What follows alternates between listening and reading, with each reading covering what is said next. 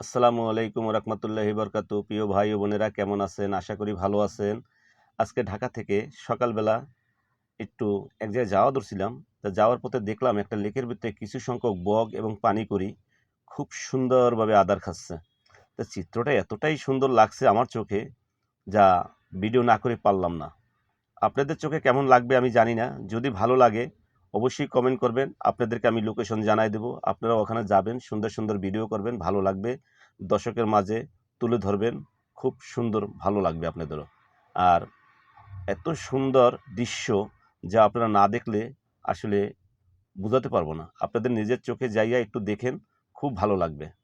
আরেকটি কথা হলো, পৃথিবী ছেড়ে যারা চলে গেছে তাদেরকে আল্লাহ তাআলা ব্যস্ত নসিব করুক। যারা অসুস্থ আছে তাদেরকে সুস্থতা দান করুক। আর আমাদের আশেপাশে যারা গরিব দুঃখী আছে তাদেরকে আর্থিক সহযোগিতা করার জন্য চেষ্টা করি। রোজার মাস, সামনে একটা ঈদ, গরিব দুঃখী যারাই আছে সবাইকেই সহযোগিতা করি।